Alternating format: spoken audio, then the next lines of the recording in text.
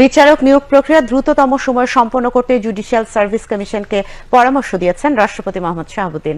সন্ধ্যায় judicial service কমিশনের chairman ও appeal বিভাগের বিচারপতি জুবায়ের রহমান চৌধুরীর নেতৃত্বে একটি প্রতিনিধি দল বঙ্গভবনে রাষ্ট্রপতির কাছে কমিশনের বার্ষিক প্রতিবেদন 2023 পেশ করতে গেলে রাষ্ট্রপতি এই পরামর্শ দেন। এ সময় কমিশনের সদস্যগণ উপস্থিত ছিলেন। পরে রাষ্ট্রপতির প্রেস সচিব মোহাম্মদ জয়নাল আবেদিন ব্রিফিংয়ে জানান, সাক্ষাৎকালে জুডিশিয়াল সার্ভিস কমিশনের চেয়ারম্যান বার্ষিক প্রতিবেদনের বিভিন্ন দিক এবং কমিশনের সার্বিক কার্যক্রম সম্পর্কে রাষ্ট্রপতিকে অবহিত করেন। জুডিশিয়াল সার্ভিস কমিশনের কর্মকাণ্ডে সন্তোষ প্রকাশ করে রাষ্ট্রপতি মোহাম্মদ শাহাবুদ্দিন আশা করেন, কমিশনের নেতৃত্বে জুডিশিয়াল সার্ভিস দক্ষতা ও অভিজ্ঞতায় এগিয়ে যাবে এবং দেশের বিচার ব্যবস্থায় সময়োপযোগী গুণগত পরিবর্তন আনতে সক্ষম হবে। রাষ্ট্রপতির কার্যালয়ের সচিবগণ এই সময় উপস্থিত ছিলেন।